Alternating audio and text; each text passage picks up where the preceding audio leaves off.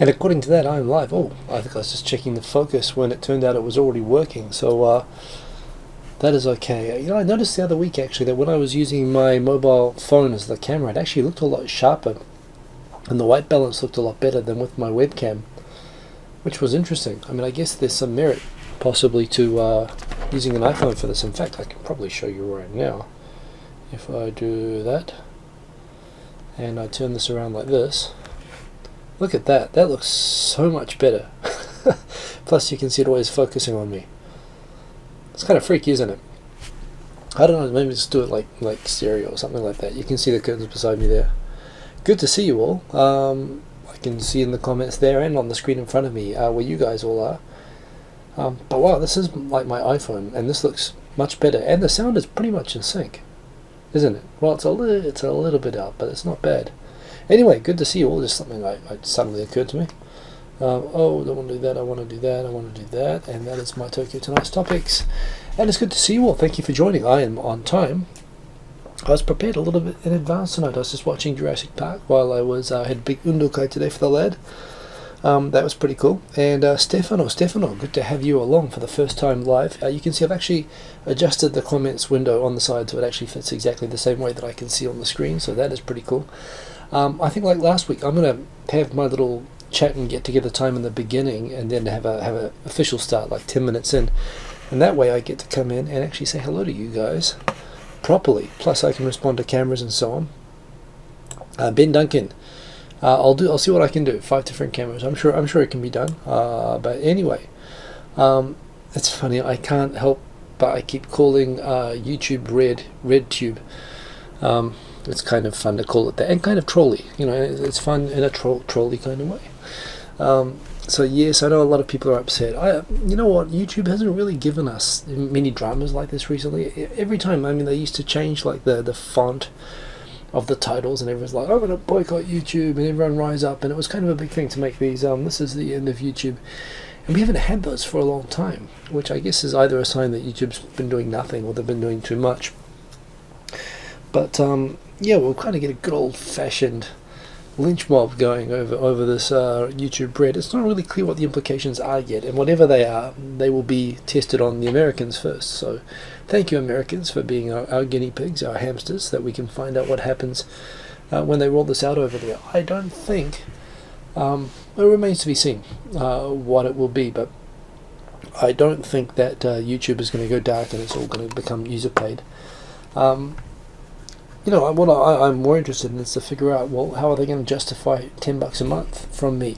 One thing about YouTube is that the biggest YouTube users are, I'm jumping ahead, I'm getting into the topics already, but yes, Gifted Ones 1981, we're going to talk about this, and I'll come back to this. Travis Moore, I hope you made it, and by the way, all the people with daylight saving in the Northern Hemisphere, at least in the UK, I know that you guys are an hour earlier today, so I hope you made it.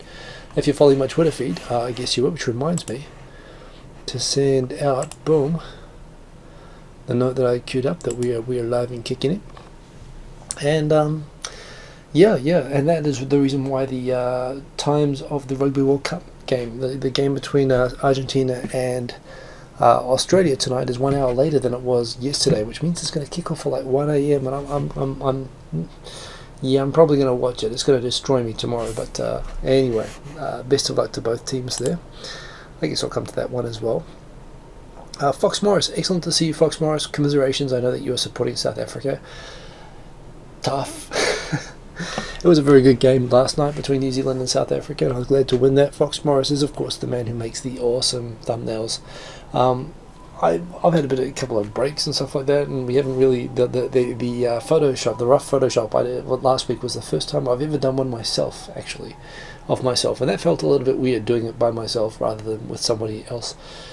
But it was very convenient and easy to manage. Oh, who knows? But yes, Fox Morris makes the most awesome thumbnails, including all the thumbnails for the Ace Producer and Geek YouTuber series, which, by the way, if you haven't seen it, I mean, I've got like universally the best feedback on for a long time on a video series on that, although that's probably partly because very few people are watching it. And some people said maybe I got the name wrong, and maybe I did, but we'll be doing another series with Ace. Also, some very good news. Rochelle Kopp is coming back to Japan this week, and we were struggling a little bit. There's an event at the YouTube space on the only time that she had available, so I couldn't book it. And we were kind of figuring out, well, we want to do a video again, but what should we do? But fortunately, her schedule changed, and so hopefully we can record something next week. And so I'll watch this space. But I'll probably catch some. I'd love to get some topics for you guys of what you would like to hear from a second series of how not to screw up in Japan with Rochelle Kopp. Because the first series was so awesome, and she's such an awesome guest, and I really appreciate it as well. She's a professional speaker. When I told her let's keep it to 5 minutes and do 12 episodes, we did it, which, you know, for me and Ace was completely impossible. So, you know, she's pretty awesome. Gay B, awesome to have you along here. Kagan Curtis, good to see you. Ben Duncan. Razel Gul, let the games begin. They are beginning indeed. Kagan Curtis, that's right. I've a few kilos of butter. Yeah. I mean, there isn't, the shortages aren't as bad as last year, but, you know, it still is just you know, why is Japan negotiating so aggressively to keep butter out? It doesn't make sense. I mean, in Osaka right now, that sushi butter is apparently a thing, as everybody is tagging and telling me on Facebook. And I'm glad of that. I'm glad that butter on sushi is a big thing in Osaka, because that means they're going to have to do something about the supply and the price of it. So, you know, I'm glad. I want them to do that. So that is all good. Who else we got in here? We got indeed Gay B talking about some water there or something. In fact, that was Kang and Kodos, wasn't it? Hey, Contensai, excellent to see you. And Phoenix787, thank you for using the tunes. You can check out his videos, where he uses a lot of my recent tunes and stuff like that, and that's very well appreciated. He does a lot of video gaming, you know, GTA 5 stuff lately. It's amazing how much that game has advanced. I'm still stuck at GTA 4 on iPhone.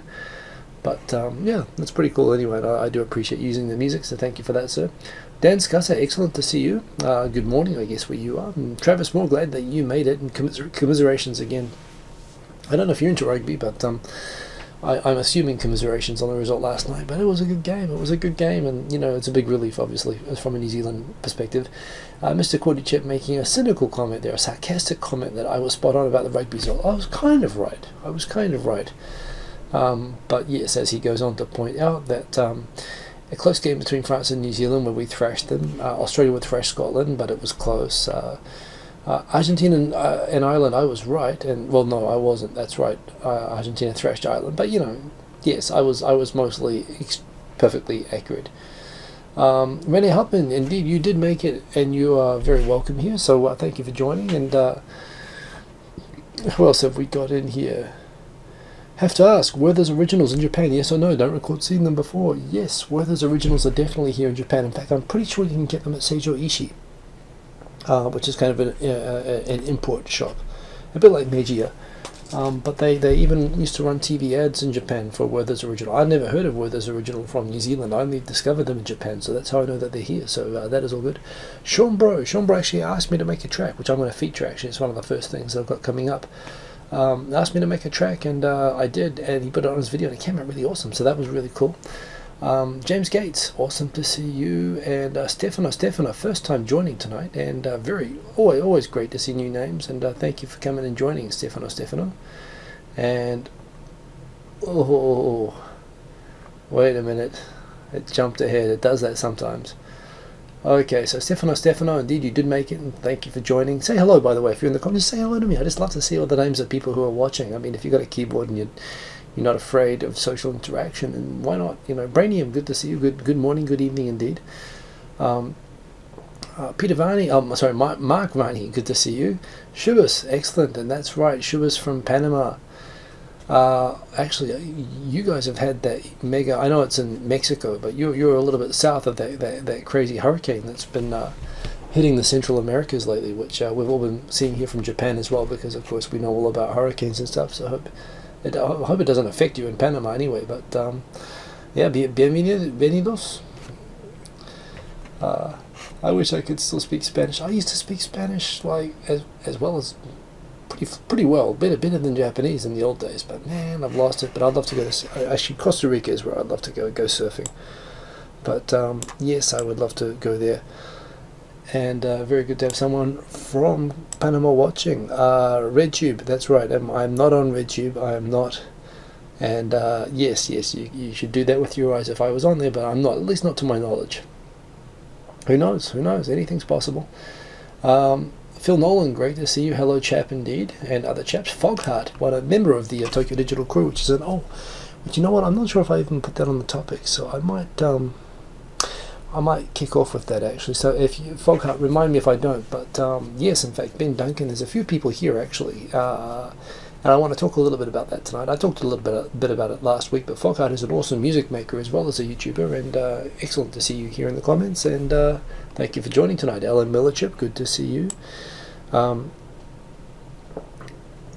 Boom. That's right. In fact, I didn't actually realize I was live at the start of tonight. It was extremely awkward. But yes, Gel Hunter. Wasn't the game on the same time as 2.5 Oyajis? Well, it kind of was. So there's two things. One, Victor's on like triple work detail and baby minding.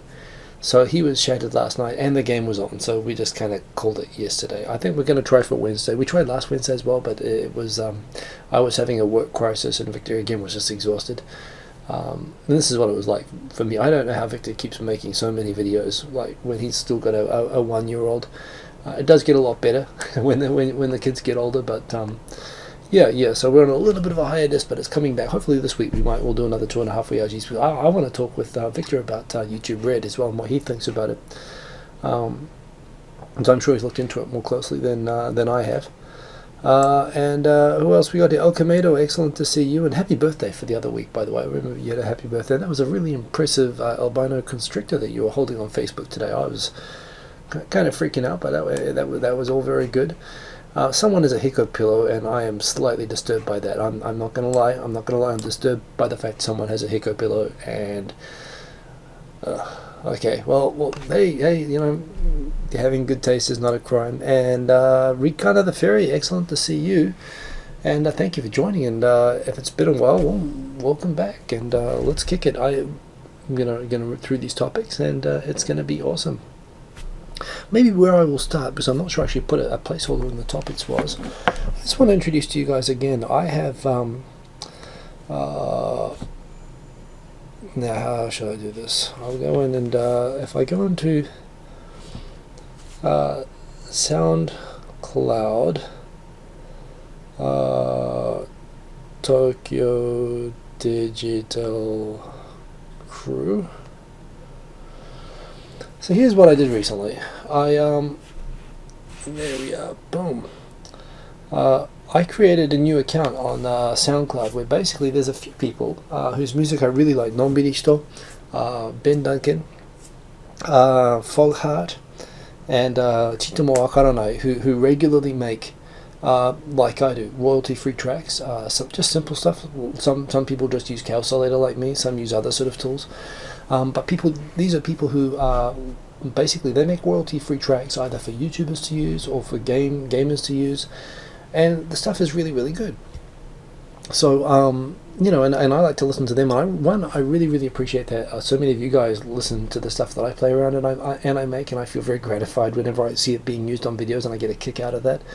But the thing is that these guys make better music than me, and they make it in the same spirit and with the same intention that I do. So we've started a little bit of a collective as well. I think crew is the right word. These are people all in different sort of countries, all spread around the world. But you know, these are people who, for different purposes, make really, really good music, and good music that if you are making videos and you want good music that's royalty free, that you can put on monetized videos, and that's awesome, and that's made by someone within the sort of community. You know, someone that you know, so there's sort of a connection related to it. My stuff is awesome, but also check out these other guys. And so what I thought was, through creating this playlist and this account, which is basically an account which we post all the music from all of these guys, if there are more people who are watching this, by the way, the conditions are that the music has to be made available royalty free, i.e. attribution only. So it's not for music with any sort of limitation on the reuse. But provided you're willing to give away your music for free to people who want to make video games or videos for free, you know, which means that you're not trying to obviously make a living off these tracks. You're just trying to make these tracks for the enjoyment, and, you know, hoping that someone else gets a kick out of them, which is what I do. You know, we've all got day jobs who are in this collective. If you do that, there is a lot of really awesome music. You can check out the playlist there, and these guys are better than me. They use a lot of the same tools, they do the same sort of stuff, and this is stuff which you can put on your videos. And you know, there's stuff for like background music for talking, stuff like, if you want to do a time, lapse video or something like that. There's a great range of music for all sorts of purposes, and it's there. And not only can you use it for free, like the YouTube audio library or whatever, you just have to give it a proper thing down the bottom, a proper credit saying who made it, which can just be in the video information if you like. But I think it's always much better if you've got the choice between taking a track that you like that's on the YouTube audio library by someone that you don't know but that works with the video, or using a track that's by someone that you know and you can also use. It's always better to use something from someone who you can connect to and appreciate, who appreciates it. That's the purpose of it. So reach out to the account or to me if you're interested in joining. We've all kind of got together. For now, what I want this to be as a first place is just a place that we kind of share our music together, so that we can all reach more people with the music and get more people using them. But at the same time, for me, this is something that I love the idea of putting together things like doing a compilation of picking each other's best tracks and putting them together into a compilation album that, for example, might go, I don't know, that we could release in some sort of format that makes our music easier to see and that kind of features us, and it's a way that we can kind of promote the best of our music in some ways. And down the track, who knows, I used to DJ, big sort of club events, playing other people's music all the time and really enjoying doing that. But, I'm getting a real kick out of making music lately, and I want to get better at it. And, as I do that, who knows down the road where it could lead. But for now, use our music. We put it there for people to use. So go and check it out. Tokyo Digital Crew. You could just search it like that. SoundCloud, Tokyo Digital Crew. There's no music actually posted on this account, but there is a playlist, a master playlist of all of our tracks, or at least all of our tracks that are available for that purpose. Hey Barringer, good to see you. And this account reposts all of the tracks from the people who contribute to it. So yes, some butter metal songs are perfect for it. If that's the theme of video that you're making, which I am, that works perfectly. And William Chesser, you're welcome for sharing the music. That's the whole purpose that I make it, right? It's there. My concerts are YouTube videos and video games being played that have our stuff. So anyway, that's the awesome thing. And don't forget, if you do use music from these guys, given that we're doing it for the kicks, we're doing it for the karma, we're doing it for the thrill that we get of seeing someone else use it and seeing reactions to it getting used, let the person who made it know that you're using it just because we love it. That's what we do it for. Yeah, very good. And yes, the cowbell strikes again. So anyway, I thought I'd just bring that up first, actually. And let's get into the prepared topics for tonight. And actually, probably the very first one, or the second one actually, is Sean Bro. Sean Bro did this. I wonder if it will actually play or if it will just black out the entire screen. It might. Let's have a look. But anyway, Sean Bro did this very awesome hyperlapse video shot from inside his car. So it's okay, it's got the middle part of it. But I'm a big fan of these hyperlapses. I'm not sure how you shot this, Sean Bro. Maybe you can tell us in the comments. But anyway, he showed me kind of a hyperlapse video shot from a car. And said, could you make some music that would fit for this? And he messaged me, and I was like, oh, looks like fun. So I was thinking of something kind of beepy with arpeggios and stuff. And I was thinking of Super Car, actually. I would have made this probably at 130 or 135 ppm, but I was thinking high speed because it's a hyperlapse video. So I sped it up, but he also said it had to be like 520, and I didn't time it, but it came out 510, so I thought, yeah, good enough. As a result, it was quiet for the last 10 seconds. But the track came out, I called it This Is Tokyo Bro, and it came out really well, so I'm really happy with it. And it's kind of cool watching what it's like when Sean Bro drives around. Obviously exceeding speed limits, it's quite disturbing actually, but it came out as an excellent video.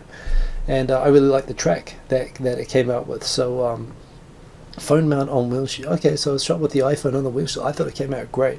In fact, I'd love to get a mount like that. I think next time I go to Australia, I'd love to do that myself. I was kind of hand-holding and shooting hyperlapses by hand when I was in Australia last time.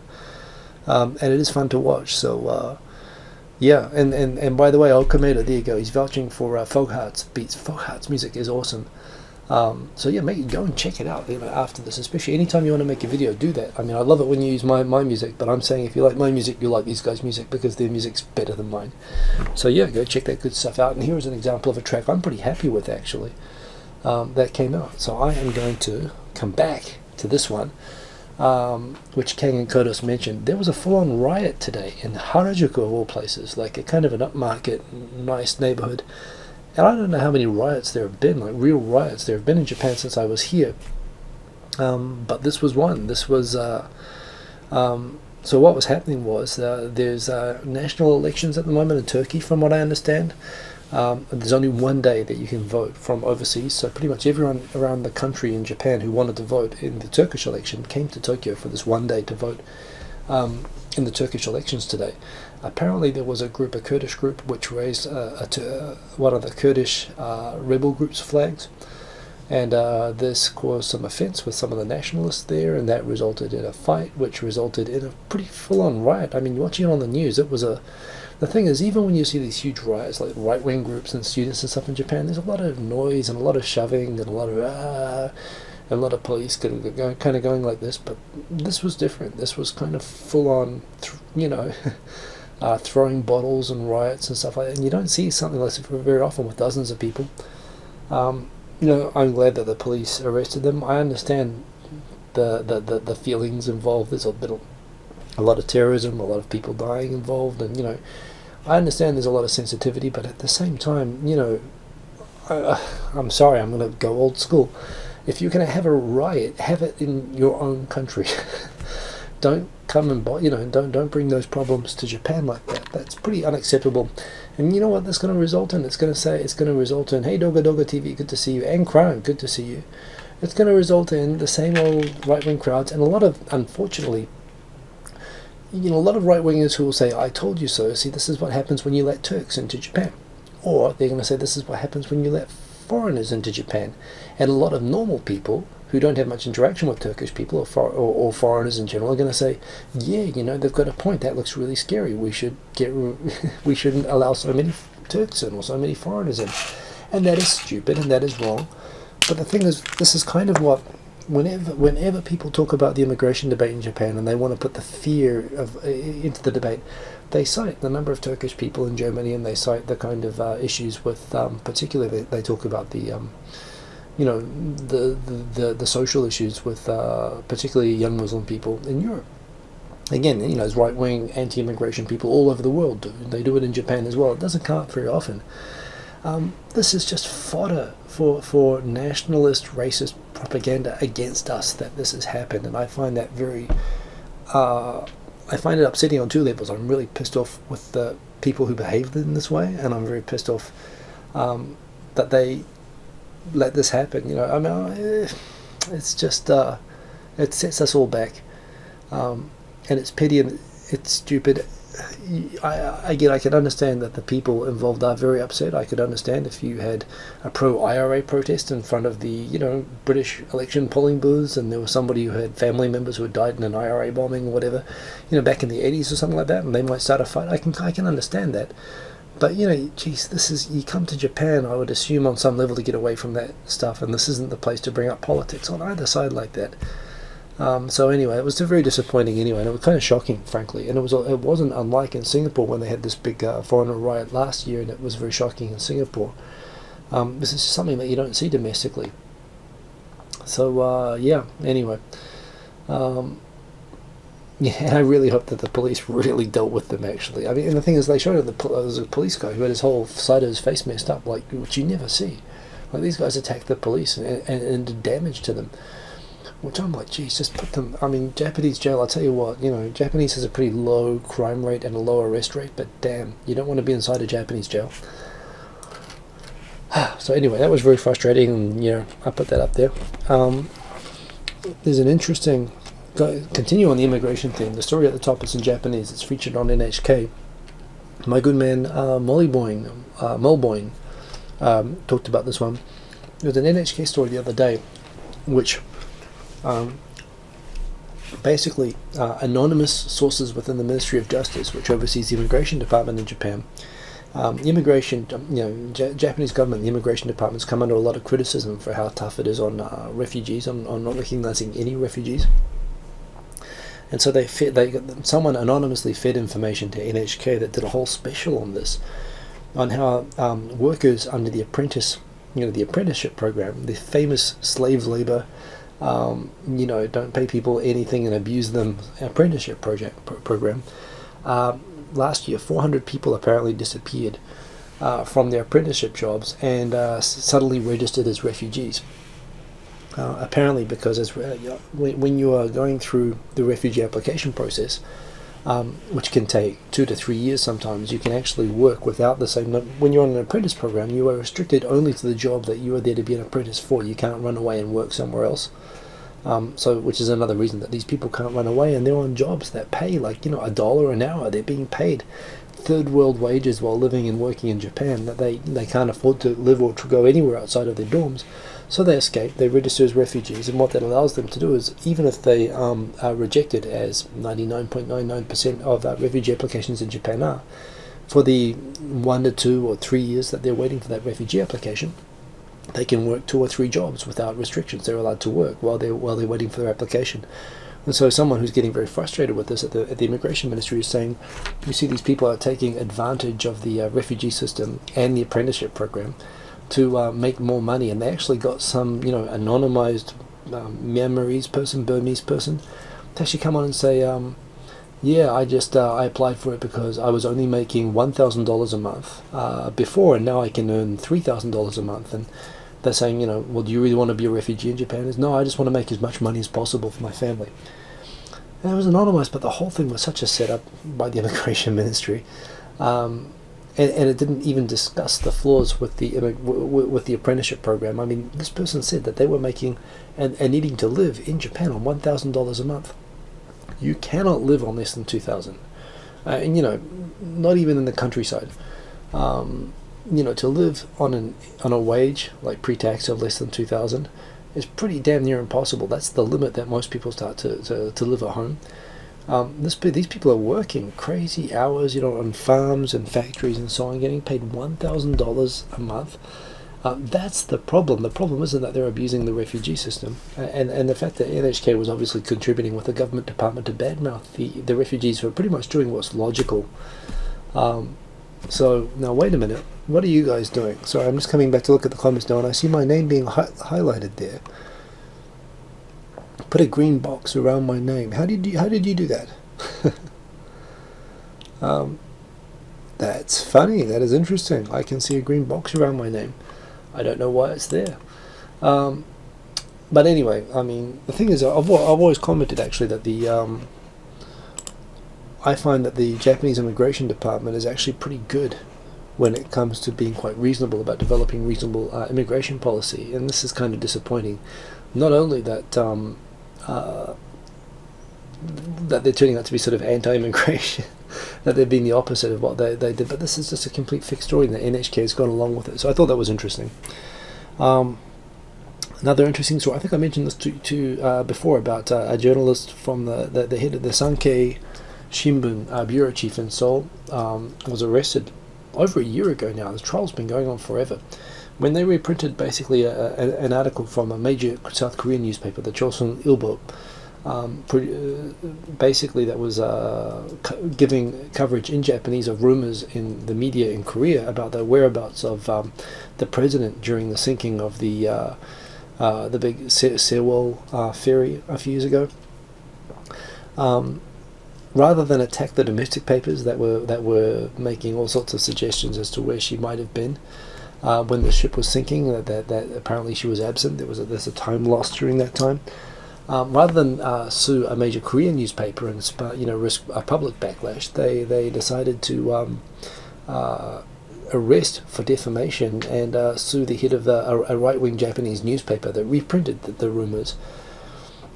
In that trial, which has been going on forever now they've said that they are seeking a 1.5-year jail sentence for the editor of a newspaper that reprinted something posted in a local newspaper article, which is insane.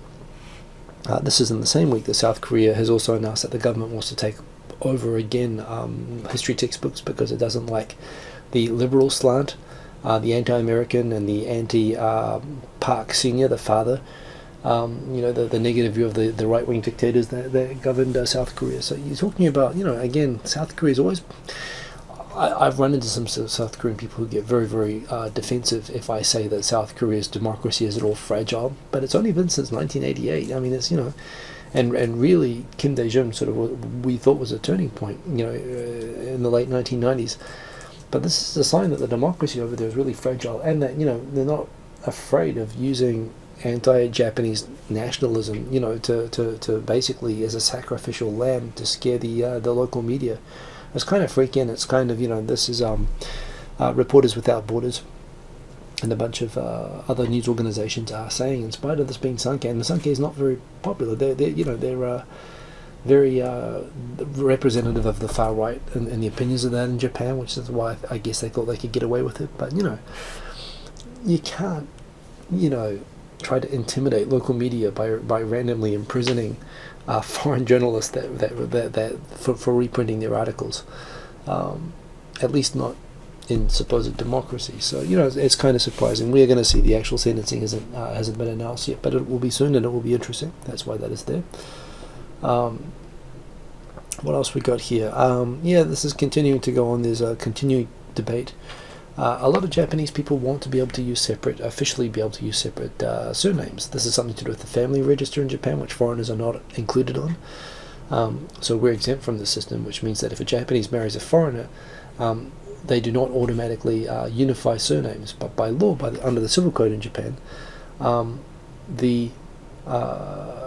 I think it goes that the wife's name, the wife automatically goes onto the husband's family register, and automatically her surname becomes that of the husband. There's no hyphenated names. There's no separate surnames, and this is something which a lot of people have been pointing out as a women's rights issue.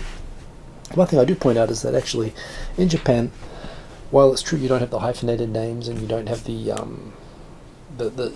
separate names, you do have a phenomenon of men going on the woman's family register, and this happens for all sorts of reasons sometimes, particularly if the woman's from a wealthy family and they want an inheritor or something like that. It's actually not uncommon. I've got friends who have done it, who have taken the wife's family name, and my own family has this as well. But yeah, the point is it's always one name, and it's one or the other, and it's usually the man's, and it's automatic that way, and you don't have a choice to have separate names. Unless you marry a foreigner, where that is actually the default, which is also weird, actually. And it surprises me that when they debate this in Japanese, that they don't raise the foreigner issue. We actually had to go to the family court and make an application in the court requesting that they allow us to have the same name when we finally did it, which was only when we're going to have the lad, as my wife didn't want to have a foreign name. So yeah, it was pretty much only because our kid became involved. That's interesting. Kangen Kodos, you went on your wife's name. Okay, so that means you've got is that a Western name or a Japanese name? I'm curious about that. But yes. Anyway, I've never run into that really in Western countries. I've run into a lot of hyphenated names and stuff like that. But I've never, like Folkhart, I've never heard of taking the wife's name before in a Western country, but I've got friends here in Japan. It happens here. So anyway, it's kind of interesting. And actually, Mr. Korichep, that's an excellent point. Ariana Miyamoto has a foreign father, but she takes her mother's name. Now again, I'm not sure whether her mother was married or not when she was born. I'm not sure what the story is there with the father situation. But certainly, yeah, it's quite possible that the mother never took the father's name, and that means that when she was born, if she was born in Japan, she would automatically take the mother's name. And this is exactly the reason that I asked my wife to take my name when she was pregnant, because I wanted at least my son to have the same last name. But yes. So anyway, it's an interesting issue that's come up. That's the cover that I've used for tonight. That's just a shot of Tokyo that I made into a tiny planet using the Tiny Planets app, and it came out kind of nice. So that's what I used for my thumbnail tonight. So I'm continuing to use Facebook Notes as my little blogging platform lately, and yeah, they look quite nice. And I'm getting lots of comments and reactions. I quite like it. A lot of people are saying use Medium, and I'll look at Medium. But yes, I've given my thoughts on the World Cup. So on the quarterfinals, we had the first semi-final last night, so I guess I'll add that to it. Wales versus South Africa, yeah, was a bit of a very physical, slogging sort of a game, and basically the South African Springboks did what they do. They ground out the Welsh team, where they were equal pretty much into the last 10 minutes or 15 minutes, but then they just didn't have the fuel in the tank to play all the way through. It was a good game, but it wasn't very spectacular. It was just very physical. France versus New Zealand, I was worried about this game. Turned out New Zealand won by, geez, what was it, like 60 points. And it was fantastic. It was actually the most spectacular game of rugby I've seen in a long time. And it was very, very nice. A big contrast to the game last night, which I'm kind of glad, again, we had a tie game last night, because the problem is that we can get overconfident after winning like that. In Argentina-Ireland, I was expecting this to be a close game, with Argentina to be the favourite, and no, Argentina was awesome. They played like the All Blacks, and I was really, really impressed, and that's why I'm really looking forward to the game tonight between Argentina and Australia, because if they play against Australia like they played against Ireland, and Australia isn't at the top of its game, which they didn't look like they were against Scotland, Argentina's got a chance of making the final. If you talk about, Argentina's a true underdog. It's a second-tier country, so, if you talk about making a movie, nobody's going to make another movie anymore about South Africa or Australia winning the World Cup. And although anyone would say that Australia or South Africa are the underdogs against New Zealand, we have a losing record against both of those countries in World Cups. So that's not a surprise. But if Argentina could beat Australia and get to a final, and even if they could win, I mean, that would be like movie material. Scotland, Australia, everyone's very upset with the referee for one penalty at the end of the game, which frankly I think is a lot of too much whining. Yeah, and the way that the IRB actually threw the referee under the bus after that game over that one call, again, it shows that there's something wrong with the IRB. The fact is the IRB is still dominated by northern nations and by the home nations, by the former British Isles and France, and none of their countries made it into the semi-final round. It's crazy that they have more influence than we do when we're better than them. Of course, they bring in more money and they have more players. I get that, but and that's fine so long as they don't allow their petty political biases to be reflected in abusing referees, like has happened in this case, because everyone was very upset at Scotland missing out, and Scotland deserved to lose. I'm sorry, Scotland scored 3 tries to 5. They were lucky to be in the game. They played a fantastic game, and it was a tough call. In fact, it was an incorrect call, but you get any number of incorrect calls that can change the course of a game during a game. And by the way, Gilforand, Andrea Moboye, and Englandese, very good to see you. There's any number of wrong calls that'll be made in a game. I'm a referee myself, a rugby referee. Stuff happens, but in the end of the day, I don't think that they can complain about the outcome, especially based on that one call. And that one call from, the referee's perspective, you could see how he could have seen it that way. I think you can only really react like that, like throwing him under the bus, if there was a suspicion that the referee was paid off or something like that, which there clearly isn't in this case. So I think there was a bit too much whining about it. But anyway, last night we had New Zealand versus South Africa. That was a horrible game. It was a horrible game. But New Zealand pulled through, and I'm glad we did, because I think it'll mean for a bit of rugby in the final. But it was a real physical clash. But again, 2 tries to 0, and South Africa never looked like scoring. And if you ask me, the measure of which team deserves to win a game is the team that scores the most tries. Penalties are of course a factor, but it's always depressing to see a game where games are decided based on penalties. Although that said, it's the team that gives away the penalties that's responsible for that. But there you go. And yes, the ref did do a runner in that.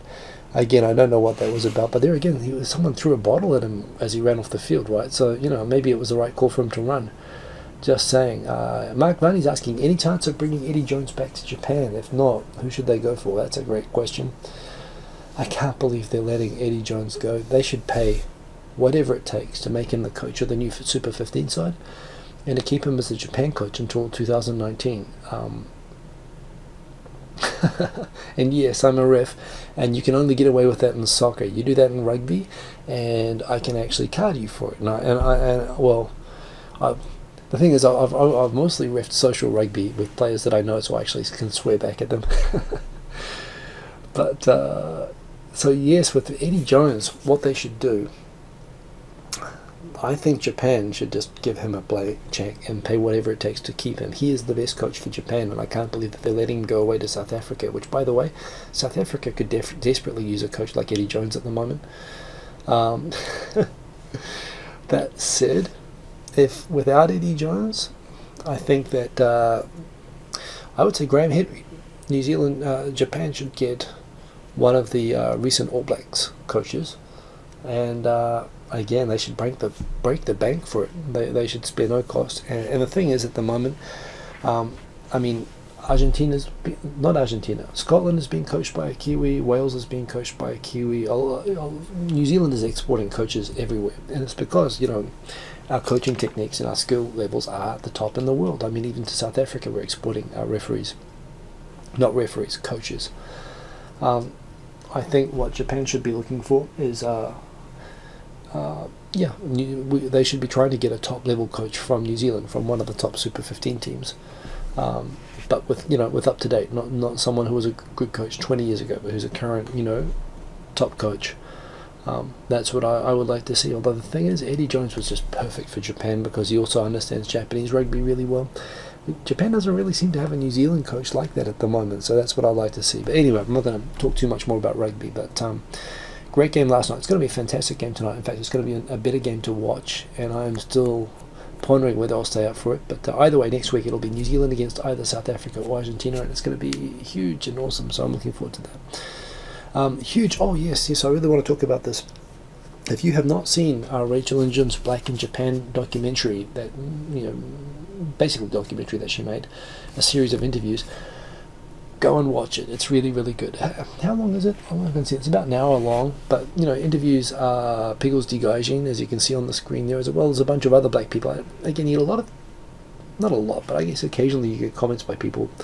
I've been asked the question, a lot of other people have been asked the question, what is it like being black in Japan? Am I going to be discriminated against? And I get asked that question. I'm like, well, dude, I can't really answer that for you. I think it's fine, but go ask someone else. And we all get asked that question. And credit to Rachel and Jin, they went out and actually got a lot of people from different sort of from Caribbean, American. I'm just trying to remember, was there African background there? There was definitely Caribbean and there was an African as well. So from African, American, and Caribbean backgrounds, living both in Tokyo and country areas. It was only about 8 or 9 people, but there was a good spread of diversity within the subjects that they got, and they asked those questions about what are the good parts and bad parts of being black in Japan. And for me, it was actually just really interesting to watch, just from the perspective of living in Japan as a foreigner, full stop. I mean, that's what that becomes immediately when you sort of realize people, you're not talking about people who are defined just by the color of their skin anymore. These are just interesting people who share this trait in common. It was really, really, really, really well made. And the thing that I really respect about this is that there's a couple of levels. I've tried to do a project like this myself before. I've tried to compile a bunch of talking videos into something like this, into a documentary, and it's so much work.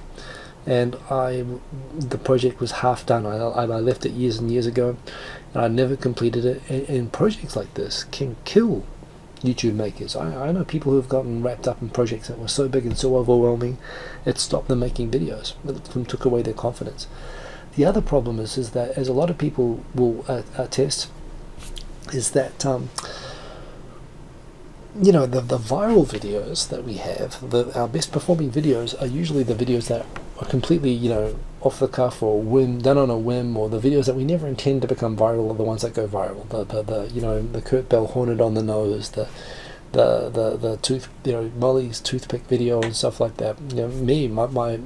My video on how I learned Japanese was an offside. Was an aside video from the regular videos that I was doing. That's like, I'm not going to do any more videos like this, but I'm just going to do this one just to explain this one thing. And that was my viral video. And it's kind of funny, the videos which you put all your time and effort into, and that you put all your love and your work on, are the ones that, the ones that you want to be viral never become viral, and the ones that become viral are the ones that, don't. So what I really, really love about this, here's a video that Rachel and Jin put a lot of effort into, and a lot of love into, and it went viral. It's really, really rare that this actually happens like this, that a video that actually deserves to go viral, and that was made for this purpose of drawing a lot of attention. It's getting featured here on BBC in the trend section. It's getting picked up everywhere at the moment, and it's got, I don't know what the views are up to, but I guess it's in the hundreds of thousands now. And it's awesome because it's so well deserved, and it's a really well done documentary. It makes me think about going back to my old project, which I don't want to jinx it by saying what it was, this is just it's a real credit to Rachel and Jen. It shows that they're not just these are genuine video makers. That they work hard and they produce good product. They get recognized and picked up, and that is awesome. So huge congrats to Rachel and Jun on making a video that was just excellent. I just thought I'd just check it out for a little bit, and I was just captivated by it. And I watched the whole thing, and it was great. And I really recommend everybody else go check it out. Go check out the Being Black, was it Black in Japan video by Rachel and Jun, because it is awesome. Interesting controversial step this week. People recall last year there was the ICJ trial between between Australia and Japan on Japan's Southern Ocean Antarctic scientific whaling program, where it was found that that Japan was breaching the IWC rules under which Japan was doing scientific whaling, and that it was invalid, i.e. Japan would have to design an entirely new program, and until it did that, it was prohibited from doing scientific whaling in the Antarctic.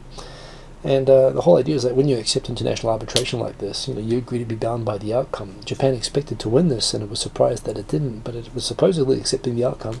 Well, this week, the Foreign Ministry said, and the Ministry of whatever it is, Agriculture and Fisheries, came out and said, well, we don't accept the outcome, and we're going to go back to Antarctica, and we're going to whale anyway.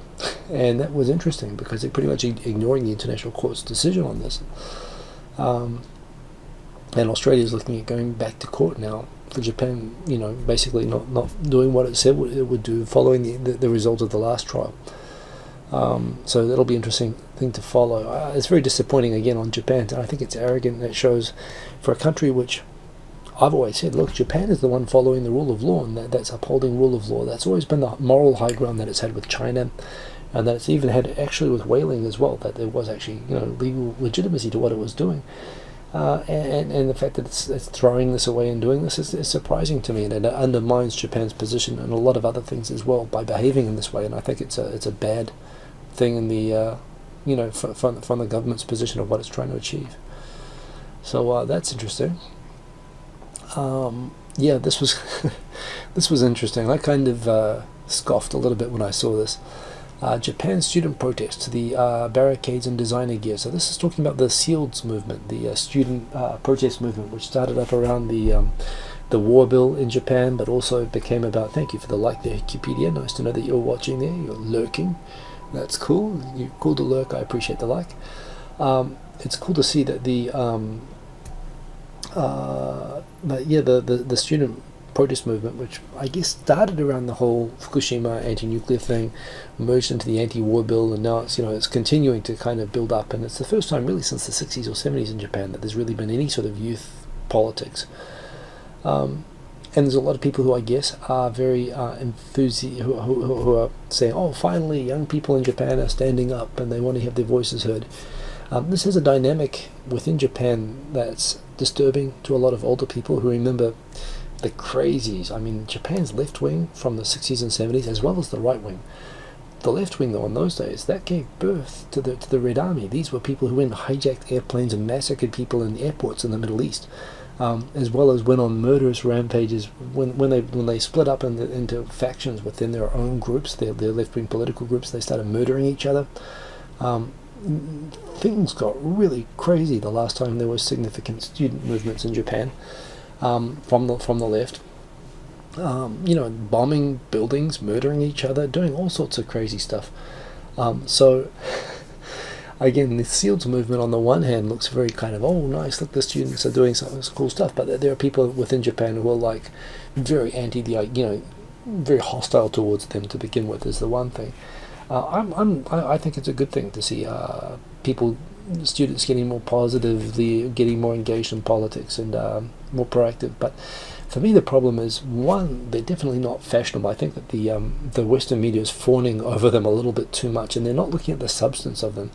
And again, nobody's asking them to be political geniuses, but these people are kind of stupid. This is the problem. They say really stupid things if you actually pay attention and you listen to them. There was somebody who, one of these leaders from this group was, again, making these kind of rhetorical speeches. Did a speech the other day talking about how we all know about how poor people in Japan need to sell their own body organs in order to be able to pay for the education of their children. And a lot of people saying, I think someone's been reading too much manga. and the person eventually deleted their tweet, but after it got retweeted like a million times by people saying, you look at what idiots these people are, and that they're just lying and making stuff up. And there's been a few cases of this. They've been brought onto TV debates where they're just not smart enough to really keep up with the issues that they're talking about. I mean, a lot of them really didn't understand the security law that they were having these huge protests against. They're protesting against the security law because they don't want the chance of going to war, or the Abe government to be able to, they're more anti-Abe and anti the idea of war than aware of what the specific issues with the war bill are. And this kind of got laid bare that they just... Well, this is what happens, I guess, when you have people who have been dormant and not interested in politics for 2 generations, and they, now you've got young people coming back. I guess, of course, it's natural they're going to be in an embryonic state, and they're going to all be pretty much morons when they come back. And they are morons, and I'm sorry, and they're not fashionable either. And, it's cool. I am all for youth involvement in politics, and the voting age has been dropped by 2 years. Next year's national election, 18-year-olds will be able to vote, and that is a good thing. But they're still idiots, and that story is wrong, and the Western media could be a little bit more balanced and a little bit more critical, is the thing. Very good to see, who was that I saw before that I was going to say hello to, and I've dropped the name. But nice to see more people dropping in. Indeed, I saw Dave Hunter, Gel Hunter, lots of hunters. And thank you for joining anyway. Bada bing.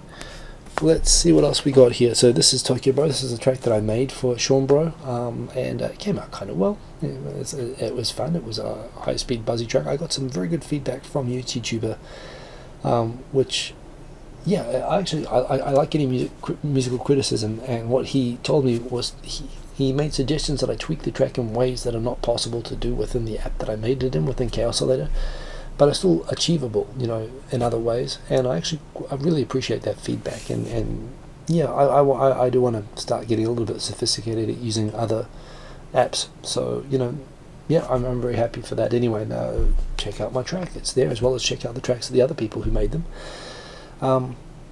This is interesting. These Daido vending machine makers in Osaka, they're trialing renting, well, not even renting, I think they're offering... It is rental umbrellas from their vending machines. 2 reactions to this. One, if you've lived in Japan, you'll understand, very frustrating. Umbrellas are treated like private property. There's nothing worse than when you go into a convenience store and you leave your umbrella at the entrance, and when you come back, the umbrella's gone. This happens a lot in Japan, and it's very, very annoying to me. So, leaving these things in a vending machine and trusting people to rent them and bring them back, it's kind of a big thing, and plus the fact that a lot of people on the Nichan site featuring the story are pointing out that the fact that they're running this test first in Osaka, they're saying, well, this is a test of the Mindo. Mindo is a controversial term. By the way, Gilfriend, I'm going to come back to your question. Mindo is a question, is a term. Min is from Minzoku, which means literally like... It can be used to equate to race. It could also mean, it means people, but as in a people, like, for example, and it can be used within regions within Japan, can be different types of people. They can be a minzoku, or you could talk about countries, but it also has a cultural ethnicity slant to it. And do means level, i.e. talking about a hierarchy, a hierarchy of races. So, for example, when there's a video of Chinese tourists, crapping in public or something like that, and there'll be right-wingers, elitist, racist people saying, Mindo no Mondo, this is a problem with the level of their ethnicity. It's a pretty cutting, very racist term. A lot of people immediately reacted to this idea of trialing rental umbrellas in Osaka, saying, well, this is going to be an interesting test of the level of their ethnicity. It's very biased against Osaka people, saying that they lack sufficient class to be able to be trusted with the system to work. It'll be interesting to see if it does actually work. It's a nice initiative by Daido, and I hope it does work and it spreads. But we'll see, because I don't think it's going to. I don't think it will work anywhere in Japan. But if you wanted to give it a chance, I would not even start or think about doing it in Osaka. And yes, Gil, they stole my umbrella so many times as well, so I feel your pain. I make almost all my music only with Hikosaemon. It's very easy to use. I've gotten very good at using that one app. That said, I used to use Beatmaker quite a lot, and I know that there's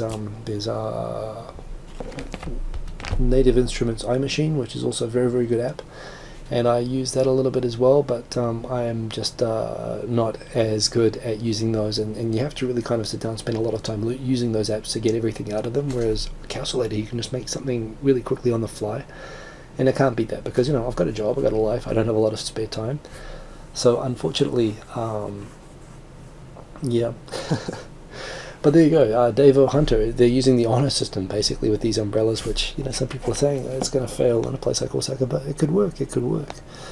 That is the trial of that guy again. Yeah, Japan, you know what, under Koizumi in 2004, when they said that they were going to have a goal of getting 2 million foreign tourists come to Japan, I laughed. I didn't think it was possible. We're 2015, and it looks like we're going to break that record early, so they're actually looking at resetting the target now to set it even higher by 2020, because they're already making the $20 million number, the 20 million person number. So it's kind of remarkable. And, you know, and that said, that the infrastructure for tourists has gone from zero. I mean, it used to be almost foreign tourist hostile, to being great for tourists. So it's really remarkable what's happened. They deserve some credit for that. I made another track this week. In fact, no, I didn't make this track. I put up a video, some slow motion footage of trains going by with my track Dalian that I made in Dalian. And it's actually a good track. It's actually, some people commented it's a bit more musical than a lot of my other tracks. Came out kind of nice, so you can go and check that out. And I thought this was, how many more do I have here? I thought this is very true. Walking in someone else's shoes actually makes you less empathetic. I think Japan is the proof of that. Oh man, Ableton, I love Ableton Live, and I would love to be able to use Ableton Live. If I had, like, you know, 3 months of being unemployed and away from my family, I would learn Ableton Live. And having money. And having money. That's the thing. I'm not really in a life situation that I can learn, but I'd love to learn Ableton Live. It just looks cool. I just love the control pad all on it, and how the live performance possibilities with Ableton. I just love coming back to the walk in people's shoes. This is the thing. I think this is really true. When you think about when newbies come to Japan, noobs in any situation, in games, but coming to Japan, and how hostile experienced people are towards noobs, that is walking in someone else's shoes. That is someone, you've been through their suffering, and it's almost like you become less sympathetic because you've been through it, and you feel like they're supposed to suffer through it like you did. Which I've kind of gotten past that. I consciously remind myself that that's not what you're supposed to do, but this is a very, very real thing, especially in the world of expats and coming to Japan, and that is very, very true. So I thought that is funny. Shoes. Use Logic and Cubase. I tried learning Cubase and I lost my life for the time that I was trying to use it, so I understand that. It was awesome software, but yeah, that's the thing. It just takes a lot of time. If you haven't seen this, somebody went and made this awesome supercut of all the trailers and previews, sneak previews of all of the Star Wars movies so far, and actually like merging the music and the sound and everything, so it actually turns into a 3.5 minute like preview. It's awesome. I mean, go and watch it. This is like, yes, this is so good. I mean, please, J.J. Abrams, don't let us down, because this looks really, really good. The new Star Wars movie, go check that. And this is what I wanted to talk about. Look at this. There's only 2 minutes left, and I've finally gotten to talking about RedTube, which is what I'm going to keep calling it, because YouTube. How could you have been so stupid to call the new YouTube Red? Seriously, like, there's no one. I'm pretty sure people at YouTube watch porn. I'm pretty sure that they do, and that they should know what RedTube is. But anyway, for all the hysteria that was going out, here's a nice little summary on some debunking some myths by TubeFilter. Apparently, and this is what I assumed it was, so apparently the YouTube Red is not YouTube's Netflix competitor, at least not yet. I think that's what it should become, but that's not what it is. YouTube Red will not replace YouTube's ad-supported offering. That is a myth that it will, so that's another one. YouTube Red is a bad deal for creators, and they've only signed up for it because they've been strong-armed by YouTube. Well, apparently, again, I don't know the deal with that. I know I've had to sign up to the new TOS, and that is what it is, but yeah. Myth number 4, YouTube Red only benefits the top 1% of the ecosystem. The rich get richer. A lot of people are saying this. I don't, again, understand the economics of this at all. Major channels will become unavailable once YouTube Red launches. Well, that is happening and has happened with ESPN, as that is saying, and it's happening with some other channels. But I think there'll be commercial channels, not channels like this one. And YouTube Red will fail because YouTube viewers don't want to pay for content. Well, again, I think we're assuming this is going to be a really small subset of YouTube channels. But we'll see. I don't know. It'll be interesting. And and there you go. And it is not a porn site, but yes, that's right. People will get confused if you call it that. Oh man, this was so good. This was so good. What not to do in Tokyo. This is an anti-tourist guide by this guy in this kimono. Apparently it's not actually this guy, but for me it's this guy. This is a very angry expat who's very angry at people who come and ask, what should I do when I'm in Tokyo? And so they made a list of all the most cliched, and basically they attack every kind of cliched tourist destination, like maid cafes, Harajuku, the bar from Lost in Translation, and it belittles the places and the people who go there. It's very angry and jaded and really funny and good to read, so read that. Exploring Tokyo by kayak. This is an interesting one. I like the idea of doing that, except I've been around the canals in Tokyo and they smell bad. They're not as polluted as they used to be, but they used to be polluted. So, and they still smell bad, and I'm not sure a kayak, I mean, you definitely would never want to capsize in a kayak in a canal in Tokyo, even though you can actually see quite a lot of Tokyo by canals. So I don't know, maybe this will get good enough that I would consider this. It is an interesting idea, and I saw some people who saw this who said they'd be into it, and I thought it's interesting. Take lovely photos like this. But I have qualms. I really worry that I'd get really, really sick if I got into that. Interesting thing on BBC talking about the Dowa people. Again, they use words that you're not supposed to use in Japan about a type of discrimination that is thoroughly outlawed in Japan. And basically no one in Tokyo knows anything about this. But so I think it's a little bit, the reporting of it is kind of... but there again, there is discrimination that does still happen against these people, and it talks about the actual cases of it. But there again, you know, the Japanese approach to this is to just stamp it out and forbid even discussion of it. And I think that's the best way to handle it. This is another great blog. This is by our man in Abiko, who's actually doing this under his real name, and he's put this on Medium, which is maybe I should be using Medium, I don't know. But How to Write About Japan, another very, very long one, talking about basically cliches about writing about Japan. And it's awesome, it's funny, it's awesome, and it talks about, cliched titles for Japan, cliched sort of motifs. So get the title right. This is just really brilliant. These two things, the thing about places where not to go in Tokyo and How to Write About Japan, are both just awesome. And I've been talking in recent weeks about how I'm really into the idea of the self-driving cars. And check this out, a self-driving car just drove 1,500 miles through Mexico, and apparently it was not hijacked by any drug gangs or there was no hurricane that struck it, and apparently for the whole length of that drive, the German researchers did not put their hands on the steering wheel the entire time, so they say, although they also said that those diesel emissions on those VWs were perfectly a-okay. And we believed them for a long time, so I'm not sure just because German researchers say it's okay that it's legit. But if this is legit, we are getting closer to what I believe of this day, that, we won't even have to sit by the steering wheel. I just want to go and sleep in the back and watch TV and maybe do some work or whatever and wake up and be at the beach. That's what I want. And that's what this implies we're getting closer to, and that is awesome if that happens. Although that said, the Teslas are kind of freaky when they have the self-driving mode and they suddenly drive into oncoming traffic in suicide mode, and I worry that might not even be like a glitch. That might just be the artificial intelligence taking over and deciding it's time to wipe us out. That could be it. But in any case, that would be that would be it. Why are you angry, Dave O'Hunter? I think I missed why you're angry. We're getting to the music. I'm going to play the music. Faxes still being in Tokyo, in spite of that being said, is something that didn't come true from Back to the Future. It did come back. No flying cars. What the hell? I don't think Back to the Future 2 was ever really meant to be taken seriously with its predictions, but it's funny because it was so specific with the dates that everyone found it very fun to come up on that. One very interesting thing for Tokyo, not just for Tokyo apparently, the Ministry of Transport is thinking about changing the structure of taxi fares. As you know, if you get into a taxi pretty much anywhere in Japan, there's a fixed minimum rate, which is for 880 meters, 730 yen. They're talking about halving that distance and allowing ride fares to start from 370 yen. Again, this is a complaint from tourists that taxis are very inconvenient because the minimum fare is so high in Japan. So it could be very, very soon the ministry is considering dropping this, so that basically taxis will still cost the same pretty much once you get above 730, but up for that first 2 kilometers anyway. Sorry, it's 2 kilometers. You can see at the top now. Where you pay 730, they're going to allow short trips, like from train station to specific destinations, by at lower cost. So it's going to make taxis more accessible, which will be good for for foreigners. So that is awesome. And that being awesome, I'll tell you what, I have a track. We are over time, but what the hell, I'm just going to play our track that I've got queued up, and it is noisy. It is not really backgroundy type music. It is noisy music, but that is okay. Let me put this back. Got all those notifications, isn't that annoying? Boom, boom.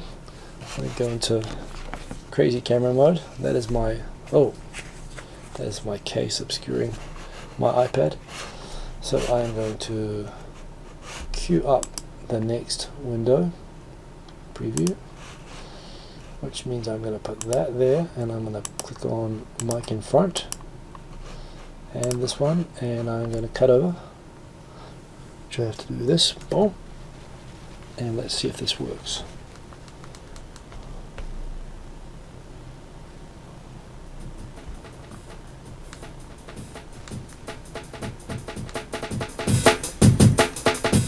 Okay.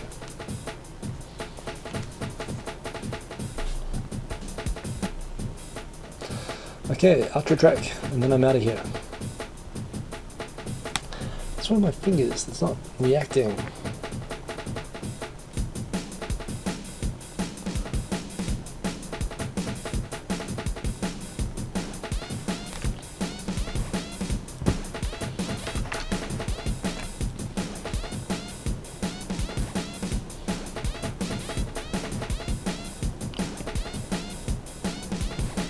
Drum and bass.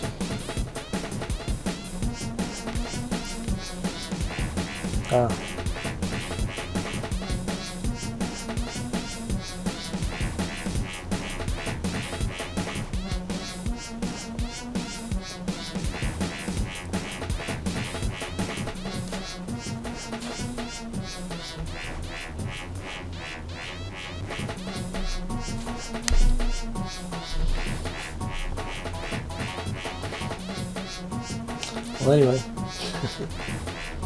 that's some outro music for you.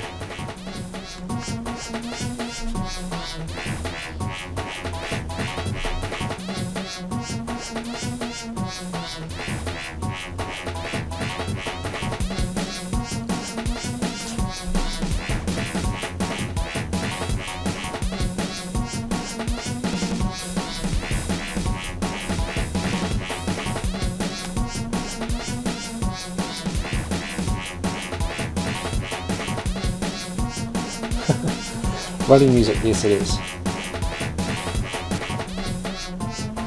Oh. B, it's going to be in B.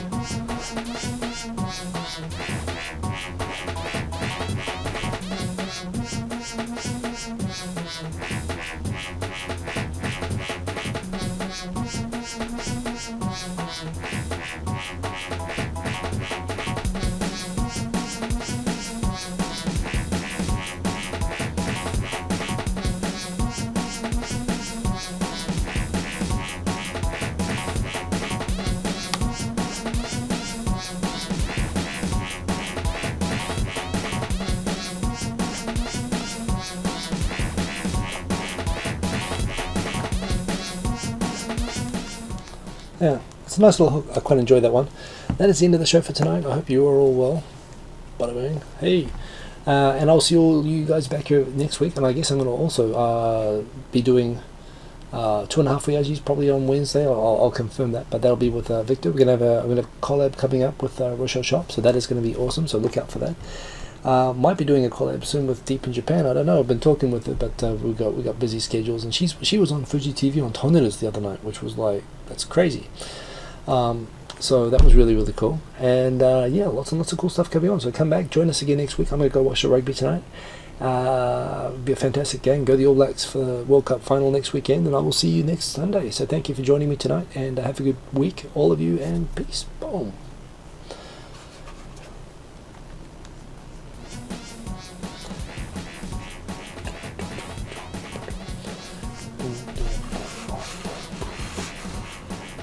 Time to end. Oh.